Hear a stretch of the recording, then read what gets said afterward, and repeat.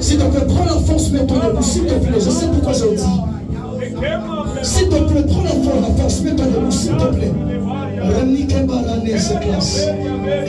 Prends la force, prends la force. Alors de là où tu es, j'aimerais que tu puisses, de là où tu es, commencer à pousser des cris de joie. Que tu puisses battre de tes mains et commencer juste à pousser des cris de joie. Pendant que tu seras en train de pousser des cris de joie, il y aura des choses qui seront en train de prendre vie maintenant. Est-ce que tu peux le faire? Pousse ça, pousse ça. Pousse ça, pousse ça. Est-ce que tu peux plus faire plus que ça?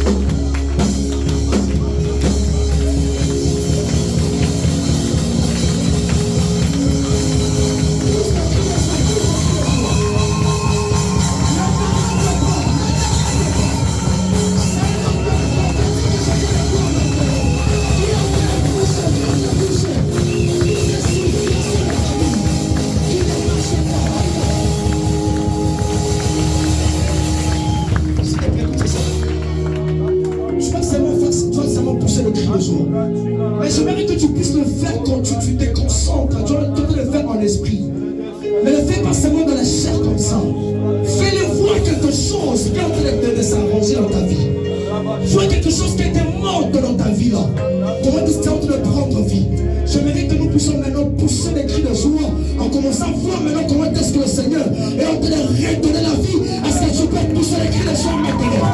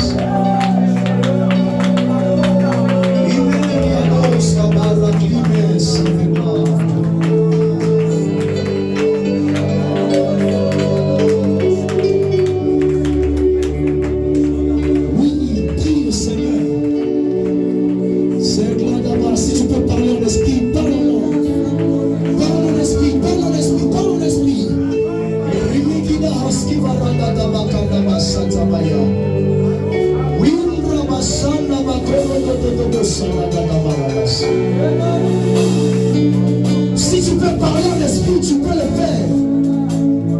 Sonne parakina paradoska. Intraperna klito salabagas. Radadabababo sadadabagalas. Samelatis. Ennikes kavariamos.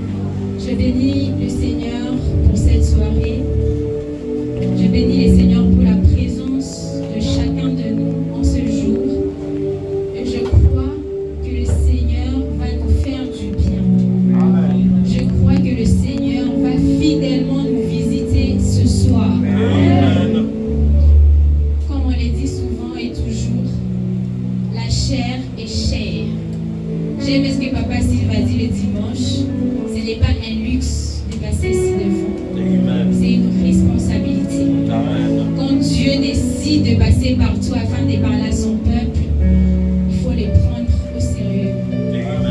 Et j'aimerais bénir aussi mon père, Papa Josué, pour cette opportunité. C'est un homme qui croit en moi.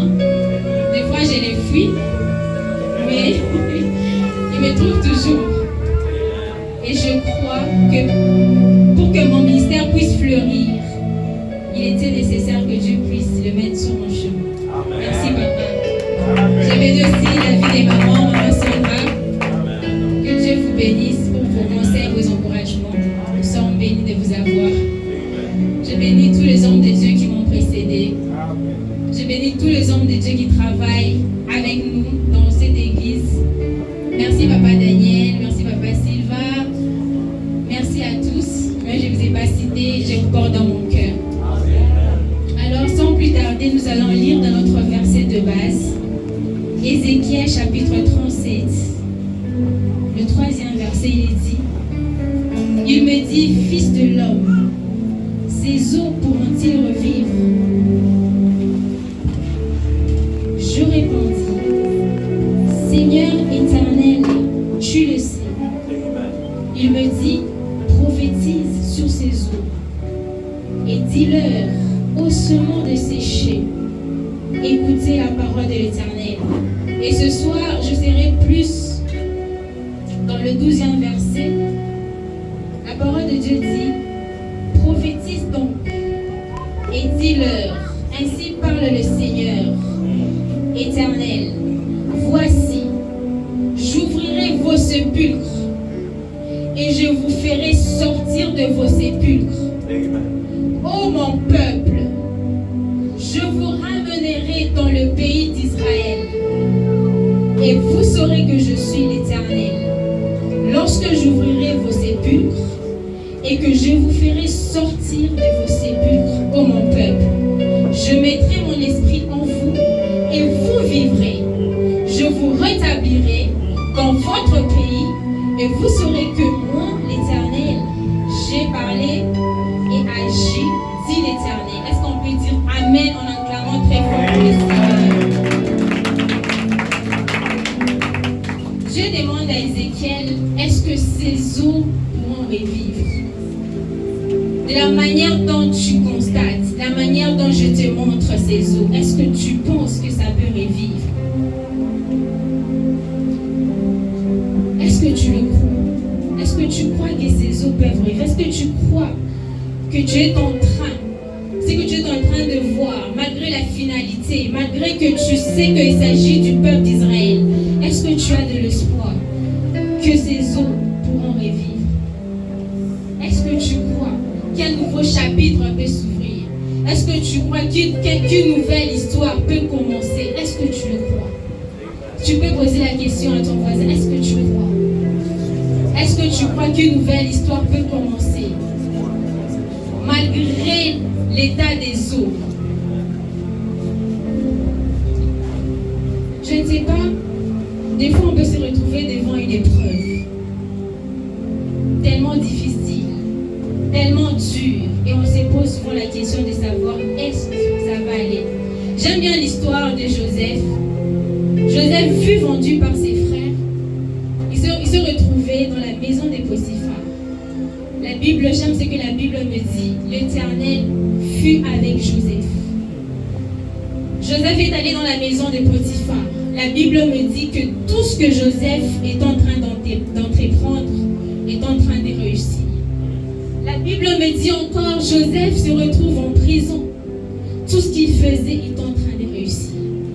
Il est en train de parler aux prisonniers. Il était même le chef des prisonniers. Tout ce qu'il faisait est en train de réussir. Il est en train sûrement de vivre une période sèche de sa vie. C'était sûrement aussi une période des ossements desséchés de sa vie. Mais la Bible me dit, malgré les épreuves, malgré qu'il a été vendu, malgré qu'il a été séparé de sa famille, Joseph était avec l'Éternel. Bien-aimés dans le Seigneur, j'aimerais que vous sachiez ce soir, peu importe la sécheresse, peu importe l'état des ossements que vous avez constaté comme Ézéchiel dans votre vie, vous êtes né dans une famille. Ce soir, j'aimerais que vous puissiez retenir que l'Éternel est avec vous. Ce n'est pas parce qu'il y a la sécheresse que l'Éternel vous a oublié. Ce n'est pas parce que vous êtes emprisonné que le Seigneur vous a oublié. Dans les épreuves, le Seigneur est avec nous. Les épreuves ont ramené la conscience à Joseph. Je me souviens de cette parole dans Genèse qui dit que la femme de Potiphar voulait coucher avec Joseph. Mais Joseph, malgré qu'il était dans cette situation, il a dit: je ne peux pas rompre mon alliance avec Dieu. C'est quelqu'un qui avait déjà pris conscience. Nous sommes dans une génération où nous sommes en train de trouver tous les voies et moyens possibles pour réussir. Est-ce que malgré les ossements desséchés ce soir, est-ce que quelqu'un a déjà pris conscience que le Seigneur est avec lui? Est-ce qu'on peut acclamer le Seigneur? Si tu fais partie de personnes qui ont déjà pris conscience que le Seigneur est avec toi, est-ce que tu peux encore acclamer le Seigneur? Oui, j'aimerais dire à quelqu'un que le monde verra que le Seigneur est avec toi dans cette épreuve. Malgré qu'on peut se moquer de toi, tu manques la lotion, tu manques le transport. Sache que il s'agit d'un processus. Tu es en train d'aller vers la destinée. Tu es en train de marcher vers la finalité. Les ossements ne resteront pas ossements. Il y aura un passage des ossements à une armée. Les gens sont en train de voir les ossements, mais le Seigneur a un plan de transformer ces ossements en une armée. Ils verront que l'Éternel est avec toi. Alors, on parle souvent d'Ézéchiel, mais on oublie souvent de parler des eaux. On dit souvent Ézéchiel a fait ceci, Ézéchiel a fait cela. Mais ce soir, j'aimerais vous parler des eaux. Les eaux sur lesquelles Ézéchiel a reçu la parole du Seigneur et il devait prophétiser. Les eaux représentent en fait Israël. Lorsqu'on parle de quelqu'un qui est mort, on parle en fait de quelqu'un qui a commencé. Quand on parle d'un mort, c'est-à-dire que la personne avait déjà une histoire avant. Amen. La personne avait une vie avant. Amen. Mais il est arrivé que cette personne puisse mourir. Ce soir, j'aimerais dire à quelqu'un, ta finalité, ce n'est pas la mort. Tu ne finiras pas comme les autres. Tu ne finiras pas comme les autres. Je refuse de bien commencer et de mal finir. Mieux vaut commencer petit, mais finir dans la gloire. Mieux vaut vendre de l'eau aujourd'hui et être une patronne demain. Est-ce que quelqu'un peut dire avec moi, ma finalité est grande? Ma finalité est glorieuse. Acclame pour toi-même ce soir. Est-ce que, je ne sais pas, je suis en train de monter avec quelqu'un. Je ne sais pas si tu es en train de monter avec moi, balance ta main. C'était le cas de ces eaux-là. Ils avaient bien commencé, mais voilà, ils ont fini. Ils avaient mal fini. Même pas dans une tombe, mais dans une vallée. On n'a même pas pris la peine de les enterrer avec honneur, mais on les a jetés dans une vallée. Une vallée, c'est un endroit de la honte. C'est un endroit des pleurs. C'est un endroit de lamentation. On pouvait même les empiler, on les met seulement là-bas. Ils étaient délaissés. Lorsque le Seigneur a montré cette vision à Ézéchiel, pour les personnes qui voient souvent les visions, vous allez constater avec moi, lorsque le Seigneur vous montre quelque chose, vous ressentez même l'atmosphère de l'endroit où vous vous retrouvez. C'est-à-dire que Ézéchiel se retrouvait dans cette vallée. Il y avait l'odeur de la mort, il y avait l'odeur de la sécheresse. Tout n'était pas beau. Tout n'était pas beau dans cette vallée. Jésus est né dans une étable avec les animaux.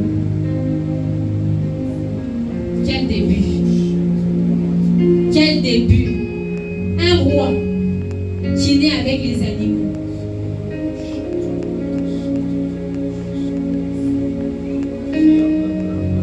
Et quelques temps après, la même Bible me dit que le Seigneur, lorsqu'il est mort, avant même qu'il ne puisse mourir, lorsqu'il portait sa croix, l'un des disciples qui n'était même pas compté parmi les 12, il est allé le voir, il a dit Seigneur, parce que dans l'ancien temps, les gens préparaient leur tombe déjà avant. Il dit Seigneur, c'est vrai que je n'ai même pas passé beaucoup de temps avec toi. Je ne t'ai pas servi comme les apôtres. Je n'ai pas été avec toi comme tous les autres. Mais laisse-moi t'offrir une bonne finalité. Il avait une place où on devait l'enterrer. C'était la place des riches. Il a dit à Jésus, j'aimerais t'offrir cette place. J'aimerais dire à quelqu'un, tu vas mal commencer peut-être, mais tu finiras dans une place glorieuse, dans un endroit glorieux. Tu vas commencer avec un capital faible, mais tu vas monter. On va commencer Bethléem avec cette petite église. Mais là, on est en train de partir, ça sera glorieux. Je ne sais pas s'il y a des gens prophétiques ici. Je préfère qu'on commence Bethléem dans cet état, pourvu qu'on aille dans une destinée glorieuse. Vous savez, j'ai rigolé avec le Saint-Esprit quand je préparais ce message. J'ai dit à Dieu, j'aurais bien voulu montrer des photos des ossements desséchés.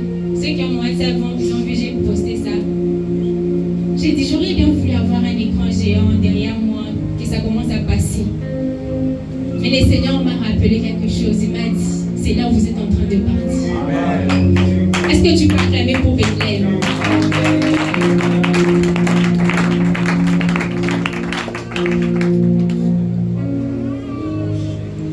Où est-ce que tu vas finir? Où est-ce que tu vas finir? Demande à ton voisin, où est-ce que tu vas finir? Vous savez, les gens ne nous qualifient pas selon nos débuts en fait.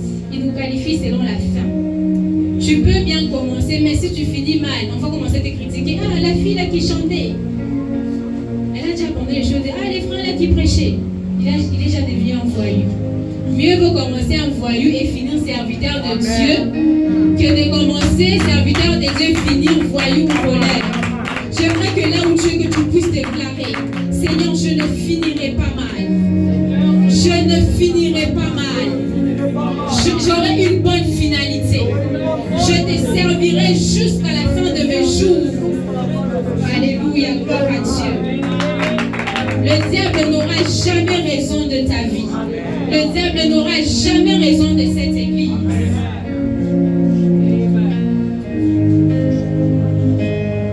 Le peuple d'Israël, lorsqu'ils ont été déportés, la Bible dit qu'ils avaient l'impression qu'ils étaient oubliés. La Bible dit, au verset 11, Fils de l'homme, ces eaux, c'est toute la maison d'Israël. Voici, ils disent, là c'était la maison d'Israël qui parlait. Nos eaux sont desséchées. Notre espérance est détruite. Nous sommes perdus. Donc ils étaient perdus. Ils n'avaient plus d'issue puisque déjà physiquement ils étaient déportés. La vision d'Ézéchiel c'était sur le plan spirituel, mais sur le plan physique aussi ils étaient en train de vivre quelque chose. Ils avaient déjà perdu espoir parce que les Israélites avaient l'habitude d'aller au temple pour prier, pour adorer. Ils avaient cette tradition-là de s'attacher au temple, aux choses de Dieu. Mais quand Babylone les a assujettis, la Bible dit que même leur temple avait été... On avait mis le feu dans leur temple. Ça avait été brûlé. Donc ils n'avaient même plus de relation avec Dieu, aucune relation avec le temple. Ils étaient loin, très loin même de leur vie. Mais pendant ces temps, pendant que eux, ils pensaient que le Seigneur les avait oubliés, la Bible dit que le Seigneur s'est révélé à quelqu'un. Est-ce que vous savez que même Ézéchiel faisait partie des personnes qui étaient déportées? Ézéchiel faisait partie de ces gens-là. Quand on lit la Bible, on a l'impression qu'Ézéchiel était bien quelque part. Non, il faisait partie de ces gens-là. Mais le Seigneur s'est révélé à lui. Bien aimé dans le Seigneur, tu peux être dans une vie, dans une famille quelque part où les yeux des autres sont aveuglés, mais à toi le Seigneur va se révéler. Tu peux être dans une famille où il y a des choses qui se répètent des années après des années, mais à ta naissance, tu grandis, le Seigneur commence à se révéler à toi.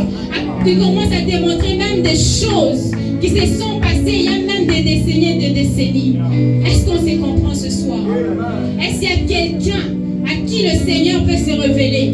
Est-ce que quelqu'un soupire après Dieu ce soir? Pendant que ces eaux s'est posé la question, pendant que ces eaux étaient désespérées, Dieu se dit, à cause de l'alliance, nous le savons tous, qu'Israël, c'est un peuple d'alliance. Et Dieu est fidèle. Dieu n'oublie jamais son alliance. J'aimerais dire à quelqu'un, tu as fait l'alliance avec le Dieu de Bethléem. Dieu ne t'oubliera jamais. Dieu ne t'oubliera jamais. Dieu n'oubliera jamais tes sacrifices. Dieu n'oubliera jamais tout ce que tu fais pour lui, même dans le secret. C'est un Dieu de souvenirs. La Bible me parle de Mardochée. L'histoire de la reine Esther. La Bible dit, un nuit, le roi fut troublé. Il y a d'autres versions qui disent même qu'on a ôté le sommeil au roi. Il ne pouvait plus dormir. Il était agité. Et il a dit, amenez-moi. Je veux regarder dans les annales. Amenez-moi le livre de souvenirs. J'aimerais dire à quelqu'un ce soir que le Seigneur va ouvrir le livre de souvenirs. Il va voir tout ce que tu avais fait pour lui. J'aimerais même aller plus loin. Tout ce que tes parents avaient fait pour Dieu. Et ils n'ont même pas encore reçu de récompense. Le Seigneur passera par toi. C'est un Dieu de souvenirs. Le roi commençait à regarder les annales. Il a commencé à regarder. Il est tombé sur l'histoire de Mardochée. Mardochée, c'était l'oncle d'Esther. Il avait sauvé le roi. On voulait tuer le roi, mais lui, il avait sauvé la vie du roi. Et on lui avait pas fait du bien. Il avait juste sauvé. Des fois, tu fais du bien, quelqu'un te dit merci. Tu rentres. Ça vous est déjà arrivé. Tu fais quelque chose, tu t'attends un peu, on te dit merci. Tu rentres. On ne te donne rien, même pas les transports. Malgré ça, Mardochée continue à faire son travail. Et ce jour-là, le roi a dit, qu'est-ce qu'on a pu faire pour Mardochée? Qu'est-ce qu'on a pu faire pour lui? On a dit au roi, rien du tout. Et pendant ces temps, j'aimerais dire que Dieu est un stratège. Dieu est un stratège. Dis à ton voisin, Dieu est un stratège. Dieu est un stratège. Pendant ces temps-là, il y a Aman, qui était l'ennemi de Mardochée. Il n'aimait pas Mardochée. Il avait déjà même prévu qu'on puisse pendre Mardochée au bois. Il avait déjà préparé un bois. Il se disait, aujourd'hui on va pendre Mardochée. Mais pendant ces temps-là, Mardochée savait même pas ce qui s'est passé parce qu'il dormait. Et Aman est arrivé dans la maison du roi. Le roi lui a demandé, qu'est-ce qu'on peut faire pour quelqu'un qui m'avait sauvé la vie, quelqu'un qui m'a fait du bien, qu'est-ce qu'on peut faire pour lui? Et Aman, croyant que c'est à lui qu'on allait faire du bien, il a commencé à dire de bonnes choses. Il faut qu'on puisse le prendre, qu'on puisse le faire circuler sur toute la ville, qu'on puisse lui donner un anneau, qu'on puisse lui donner une tunique. Il a commencé à dire de bonnes choses, sans savoir que ces choses allaient être pour Mardochée. J'aimerais dire à quelqu'un ce soir que les choses vont se tourner en ta faveur. Pendant que tu t'y attendras le mois, pendant que tu seras en train de dormir, le Seigneur dans son conseil, il est en train de préparer quelque chose pour toi. Le Seigneur est en train de travailler pour tes intérêts. Oui, j'aimerais le dire ainsi, le Seigneur est en train de travailler pour tes intérêts. À cause du bienfait que tu as pu faire à quelqu'un, à cause du bienfait que tu as pu faire dans cette œuvre, le Seigneur est en train de se souvenir de toi. Dieu n'est débiteur des personnes. Bien aimé, tout ce que tu donnes à Dieu, il nous le retourne d'une manière ou d'une autre. C'est que les gens ne comprennent pas. C'est que les gens ne comprennent pas. Quand on vous dit, on a besoin d'argent de carburant. Et la personne peut avoir l'argent, mais donne pas. Mais quand une autre personne va venir avec la voiture là-bas, vous ne savez pas comment Dieu a multiplié. C'est-à-dire Dieu a travaillé pour les intérêts de cette personne. Bien aimé, ce sont des choses que nous devons commencer à comprendre. Ce sont des choses que nous devons commencer à comprendre. Ces jours-là, Dieu s'est souvenu. Dieu s'est souvenu de Mardochée.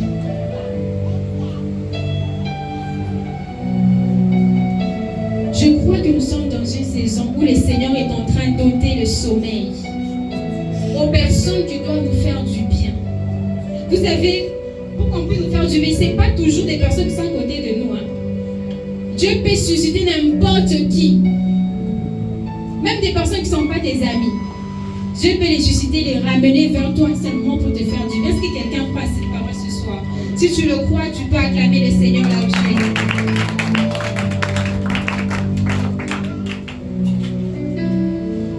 Que le livre de souvenirs s'ouvre pour quelqu'un ce soir.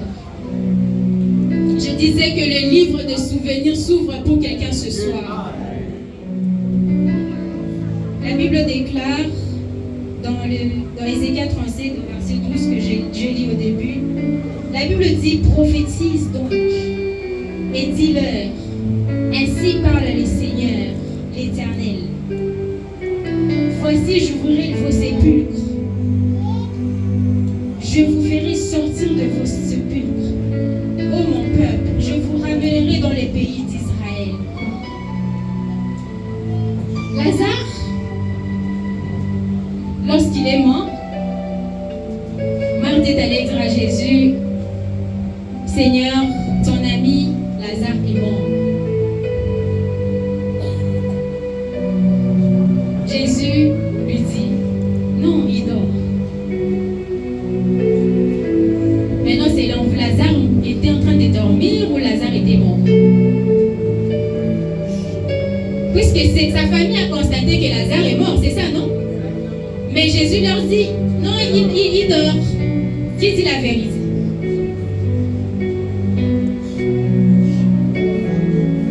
Moi, je crois que Lazare n'était pas mort. Lazare était dans son sépulcre. Il dormait, il se réveillait. Il dormait, il se réveillait. Il attendait simplement qu'on puisse ouvrir le sépulcre afin qu'il puisse sortir. Raison pour laquelle, lorsque Jésus est arrivé devant la tombe de Lazare, il a dit: Lazare, sort.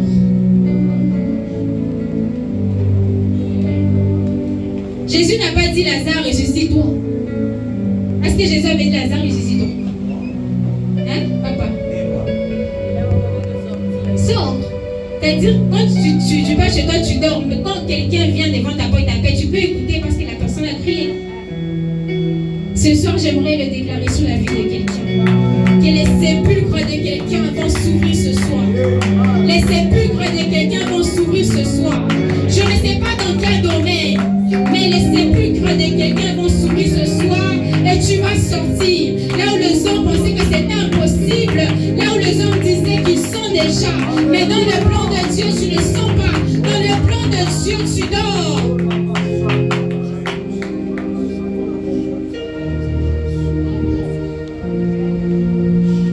Tout simplement que Jésus vienne le présenter, que Jésus vienne le sortir de là. Je sais que plusieurs sont dans la période de l'attente. Qui s'attend à Dieu? Moi, je m'attends à Dieu. Nous sommes nombreux, on s'attend à Dieu en ces lieux. Mais j'aimerais dire à quelqu'un qui s'attend à Dieu: persévère, persévère. Il va se présenter au devant de toi. J'aime l'histoire de cet homme à la piscine de Bethesda. Il attendait à ce que quelqu'un vienne le jeter dans l'eau. Mais le Seigneur s'est présenté à lui. Il a présenté. Laisse Jésus faire. J'aimerais dire à quelqu'un: laisse Jésus faire. Laisse Jésus faire. Des fois, on se trouble nous-mêmes. On commence à se poser des questions, des cartésiens, tu commences à faire les calculs. Est-ce que quelqu'un peut quitter les calculs des hommes ce soir et s'attendre à Dieu?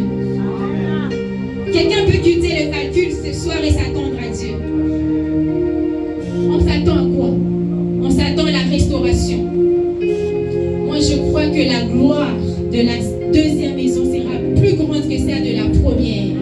J'ai été dans celle de la première, j'ai vu qu'il y avait une petite gloire comme ci, comme ça, mais je m'attends à Dieu, puisque je sais qu'il y a des ossements. Dans le plan de Dieu, les ossements ne vont pas rester ossements. Il y aura récomposition, il y aura restauration. J'aime comme la Bible est en train d'énumérer la manière dont les ossements ont été recouverts de la chair. Oui, maman Sandra, si tu es recouvert de la chair, des nerfs, il faut que c'est un processus. Tout est question de processus. Vous savez, quand j'ai préparé ce message, je me suis rappelé de beaucoup de choses. À mes 16 ans, je ne sais pas si j'étais prophétique ou pas, j'avais pris ma Bible, j'étais dans ma chambre, 16 ans. J'ai pris ma Bible, j'ai ouvert, j'ai mis sur mes pieds. J'ai mis comme ça. J'ai dit, Seigneur, un jour je prêcherai ta parole. Je ne savais pas comment, j'ai juste mis comme ça. Il y a des gens qui sont passés dans ma vie qui m'ont appris la parole de Dieu. Mais je ne savais pas où est-ce que le Seigneur m'a mené. Et je ne sais pas où il m'emmène. J'accède le processus. Ça peut être les os aujourd'hui. Demain, il y a les nerfs, il y a la chair. Jusqu'à ce que le souffle viendra. Vous savez, quand le souffle veut dire, quand on dit, prie, prophétise sur ta vie, redonne vie à ce qui était mort. Je suis en train d'inviter en fait le Saint-Esprit à redonner souffle, vie. Et quand quelque chose est en vie, il y a mouvement. J'aimerais le déclarer sur la vie de quelqu'un ce soir. Il y aura un mouvement ce soir dans la vie de quelqu'un. Il y aura un mouvement ce soir. Tu vas constater simplement un bruit. Tu vas simplement constater qu'il y a quelque chose qui commence à germer. Tu vas simplement constater qu'il y a un enfant qui bouge. Tu vas commencer à sentir des choses. Oh, qu'est-ce qui se passe? Qu'est-ce qui se passe? Tu vas commencer un business avec $20 par semaine. Mais tu vas commencer à constater les appels des clients. Tu vas commencer à constater, tu commences à faire des grosses commandes. Comment ça? Il y aura un mouvement. Il y aura un mouvement. Il y aura un mouvement ce soir. Vous n'avez aucun effort à fournir. Vous allez juste constater le miracle. Vous allez juste constater les miracles. On fait notre part. On prie, on jeûne, on cherche le Seigneur. Mais le Seigneur a aussi sa part dans cette affaire. Le Seigneur a aussi sa part dans cette affaire. Et il va surprendre à quelqu'un ce soir. Les visions qui s'étaient arrêtées la nuit. Les visions qui s'étaient arrêtées. La vie de prière qui s'était arrêtée. Tu vas constater simplement une soif. Une envie de prier. Une envie de jeûner. Tu ne fourniras pas d'efforts. Ça sera sans effort. Parce qu'il y aura un mouvement ce soir. Je vous rétablirai. Je vous rétablirai. Ça ne sera plus dans la vallée. Ça sera au pays. Il a dit, je vous rétablirai dans votre pays. C'est-à-dire que tu ne vas plus demeurer dans la vallée. Tu vas retourner dans ton pays. Tu vas être en mouvement. Tu ne resteras plus dans la vallée.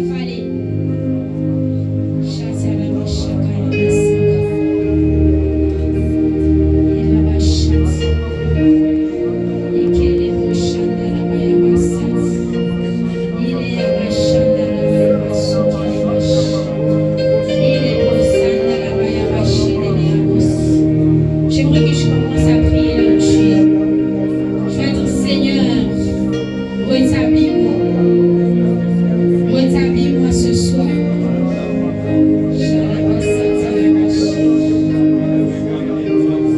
Que le Seigneur puisse redonner la dignité à quelqu'un. Que le Seigneur puisse redonner la force à quelqu'un ce soir. Que le Seigneur puisse redonner la soif. Là on t'avait rejeté. Là on t'avait oublié. Là où tu avais sémé. Là où tu avais fait quelque chose. Que le Seigneur puisse rétablir ton ministère ce soir. Que le Seigneur puisse rétablir les affaires de quelqu'un. Que le Seigneur puisse rétablir le niveau dans lequel tu étais. Tu étais dans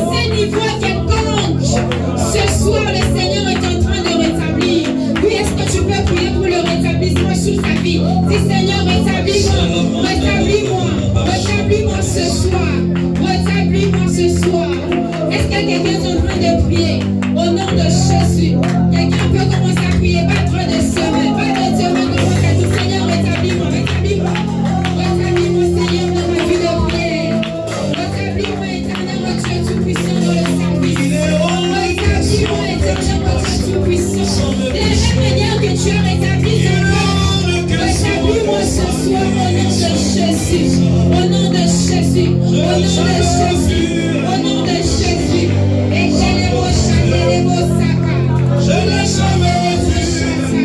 Ike les mochane, les mochaka. Ike les mochaka, les mochaka. Seigneur, rétablis-nous. Redonne-nous la position que nous devons avoir. Redonne-nous la position que nous devons avoir. De la même manière que tu as rétabli ton peuple, Seigneur, de la vallée jusque dans son pays. Seigneur, rétablis-nous ce soir. Redonne, éternel Dieu tout-puissant, de l'espoir à quelqu'un ce soir. Rétablis quelqu'un, éternel Dieu tout-puissant, dans ses finances ce soir. Rétablis quelqu'un, éternel Seigneur Dieu tout-puissant, dans sa vie de prière. Au nom de Jésus, au nom de Jésus, au nom de Jésus. Et Kaya Machane, les Bossat. Le Seigneur est en train de rétablir quelque chose.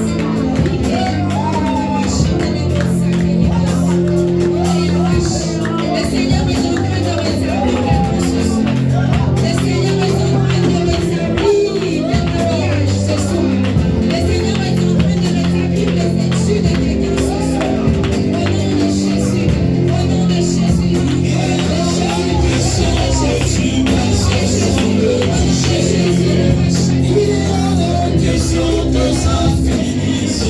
au nom de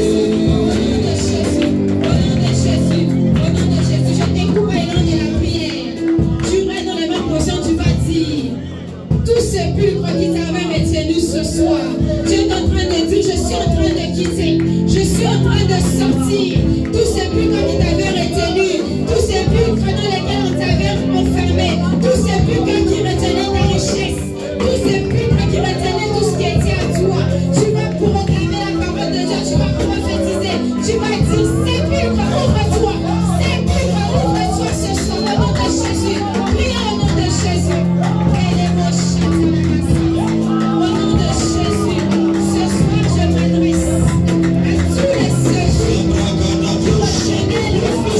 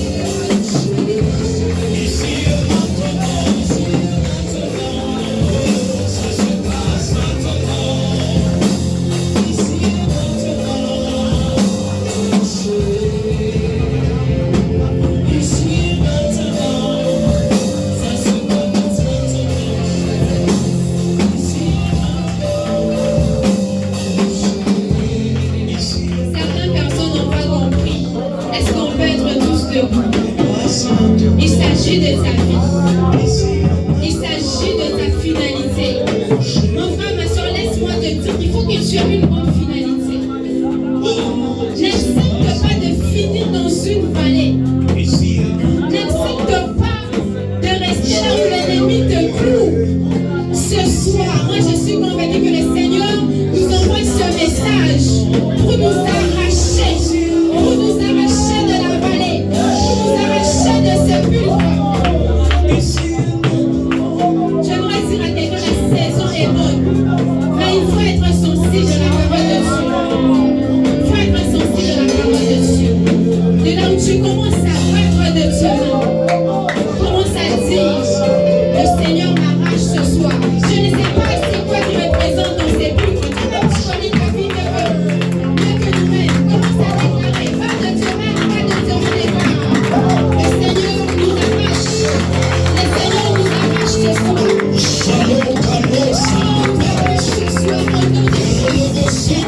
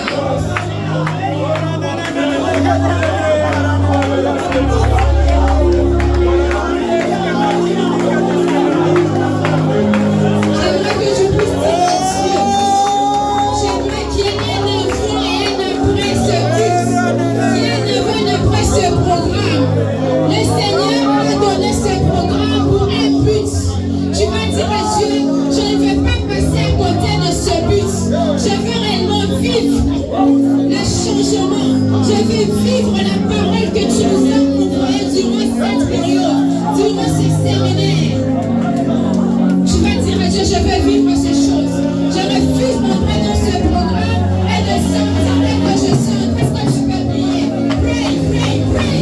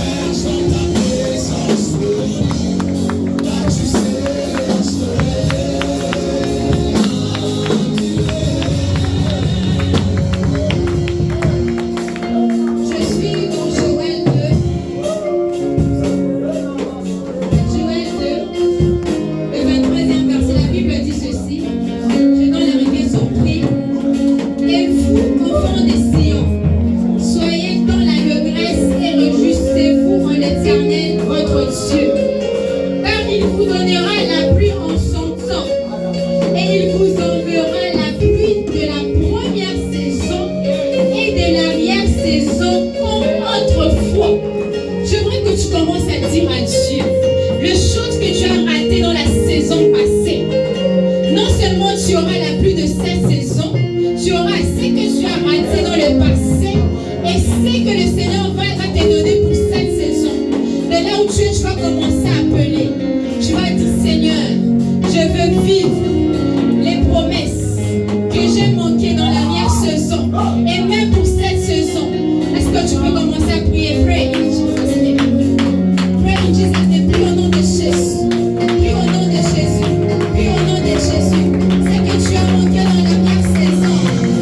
vivre ça dans cette saison.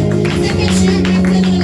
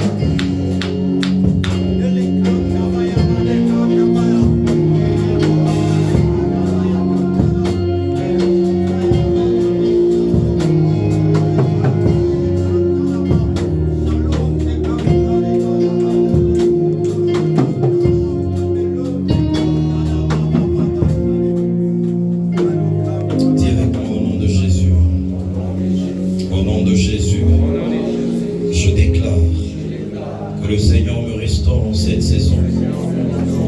Il me rétablit. Je déclare que je ne resterai pas dans la vallée, mais je suis en train de passer. Je ne resterai pas dans la vallée. Je marche vers ma destinée. Au nom de Jésus. Au nom de Jésus. Je veux que l'on fasse une prière.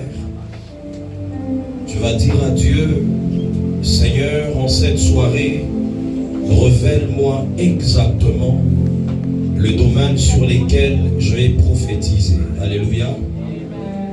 Ézéchiel n'a pas prophétisé parce qu'il avait envie de prophétiser. Mais la Bible est en train de dire que l'Éternel l'a montré. L'Éternel a fait voir à cet homme de Ézéchiel les ossements, et c'est comme ça qu'il pouvait prophétiser. Alléluia. Il faudrait que tu arrives à prophétiser exactement dans le domaine où Dieu veut voir le rétablissement en cette saison. Peut-être que c'est dans le domaine financier, peut-être que c'est dans le domaine du mariage, peut-être que c'est dans ta vie spirituelle où Dieu veut que tu prophétises. Amen. Alors j'aimerais que tu dises, Éternel, à partir de ce soir, amène-moi dans cette vallée où je verrai aussi mes ossements. Amène-moi dans ce lieu particulier, précis, où je serai en train de voir ma situation. Alléluia. Il est difficile que tu arrives à prophétiser comme Ézéchiel si tu n'as pas vu exactement le problème ou la situation dans laquelle tu te retrouves spirituellement. Amen. Il faudrait au préalable que Dieu te montre le domaine dans lequel tu vis le dessèchement afin que tu prophétises dans ce domaine-là. Alors j'aimerais que l'on fasse cette prière où tu dis à Dieu, Seigneur, révèle-moi. En cette saison, c'est dans quel domaine où tu veux que je prophétise? Tu peux prophétiser dans le domaine du travail alors que Dieu te voit en cette saison monter dans le domaine spirituel, dans le domaine de la spiritualité. Tu peux prophétiser dans le domaine du mariage alors que Dieu est en train de te voir être établi dans le domaine financier. Alléluia. Il faudrait que Dieu commence par te révéler afin que tu prophétises sur le domaine précis, sur le domaine exact. C'est que ce soir, avant de prophétiser, j'aimerais d'abord que tu dises à Dieu, Seigneur, commence à me révéler. Amène-moi dans cette vallée où je verrai exactement ma situation, mon problème qui nécessite de recevoir la parole prophétique. Commence à élever ta voix et commence à demander à Dieu de te révéler ces choses, de te révéler l'état de ta famille. Si c'est dans ta famille, tu dis à Dieu, révèle-moi ce qui est dans ma famille. Est-ce que tu peux commencer à prier là où tu es?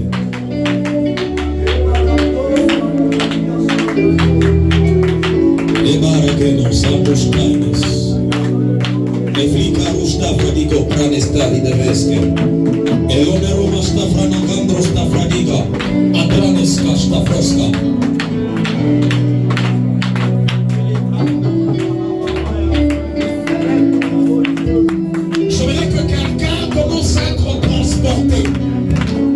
Que Dieu transporte quelqu'un dans la dimension spirituelle de sa famille. C'est cette prière-là que je veux. Où Dieu t'amène dans ta famille, tu vois exactement là où il y a le problème et après tu pourras prophétiser. Que Dieu t'amène dans ton ministère, tu te demandes pourquoi mon ministère n'avance pas. Il faudrait ce soir que Dieu nous amène exactement là où il y a le problème afin de prophétiser. Ce soir, c'est un soir de révélation.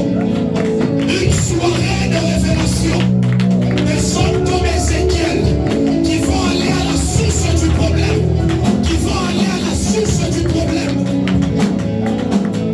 Dis à Dieu, je veux voir. Je veux voir, Seigneur, je veux voir. Là où il y a le problème de ma famille.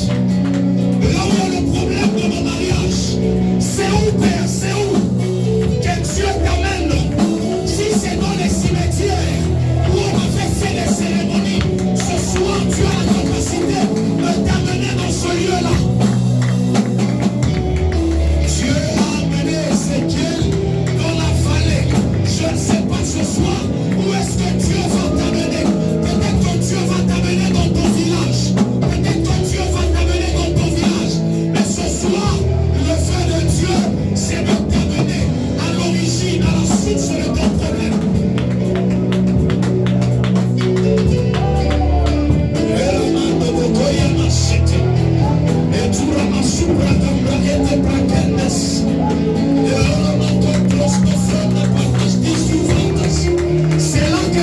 de l'esprit, commence à parler à l'esprit.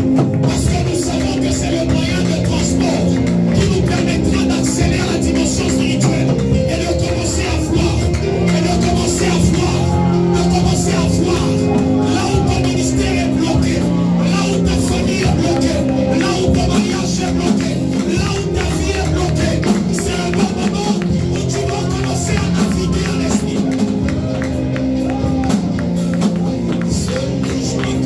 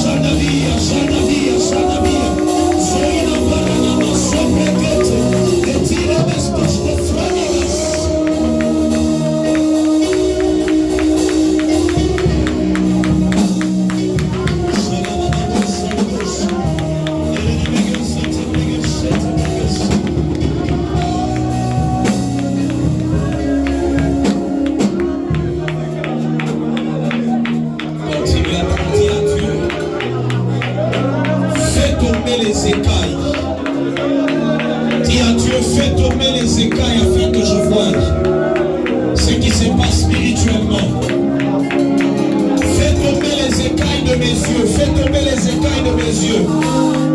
Afin que je voie ce qui se passe dans ma famille, ce qui se passe dans ton église.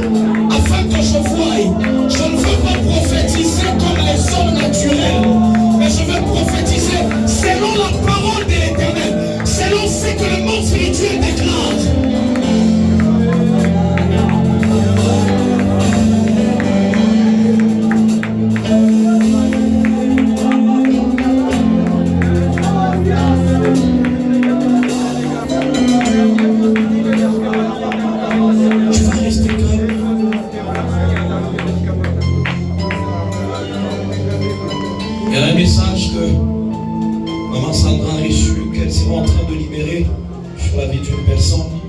Reste dans cet état.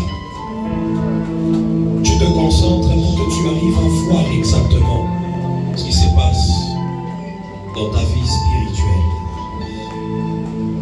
Pendant que nous étions en train de prier, le Seigneur était en train de me faire voir quelque chose. Précisément sur la vie de ma maman là-bas, en bleu, orange. Je ne sais pas si vous pouvez vous avancer.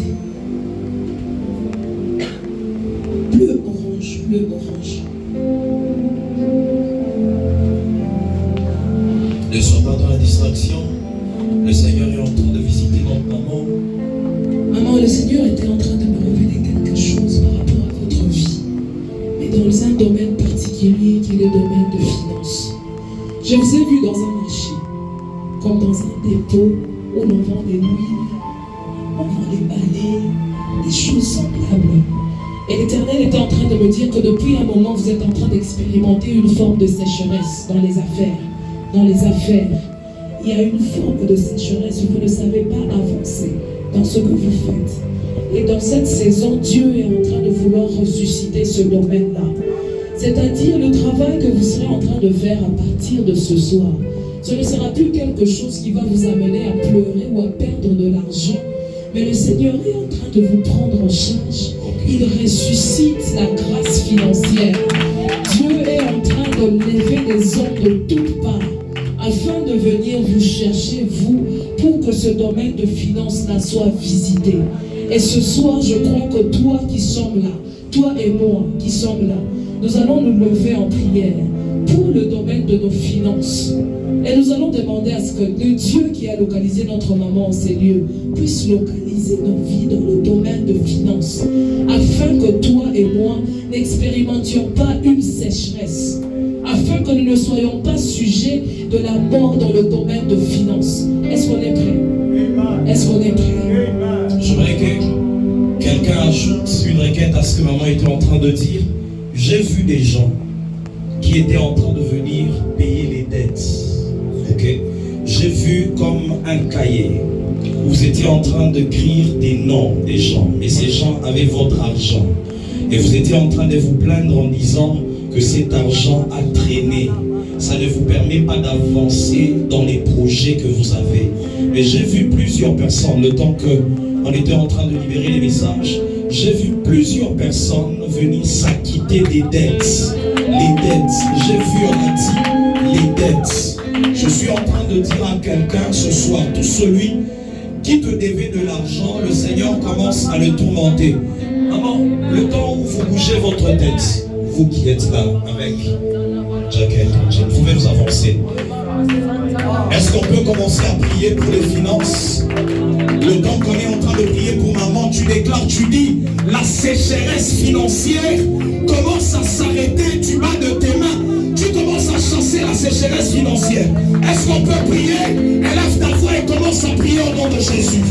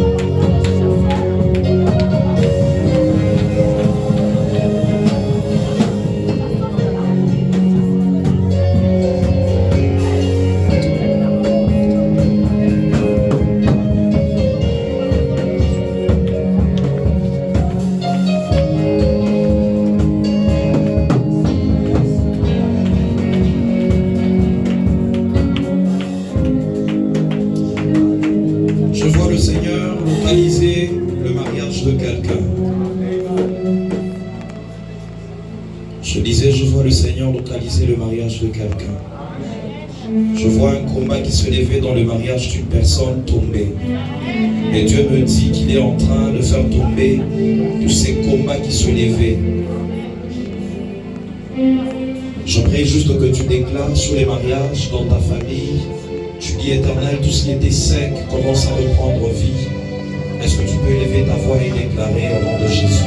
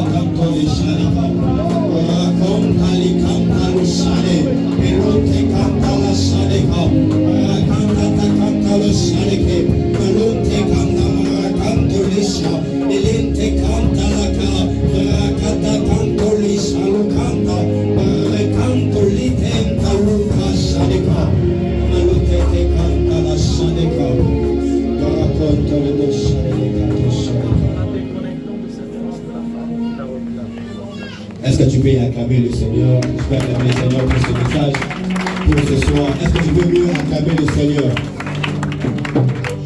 Je disais, est-ce qu'on peut acclamer le Seigneur pour cette soirée? Parce qu'il y a eu le moment qui te poussait le cri de joie pour Jésus. Pour Jésus, pour Jésus, pour Jésus. Amen. C'est une attitude, tu vas prendre ton argent pour l'offrande. Tu vas commencer à prier, tu vas commencer à donner un code pour ton offrande. Est-ce que tu peux commencer à prier pour ton offrande? Donne un code, donne un code. Dis que cette offrande commence à tirer pour toi de bonnes choses.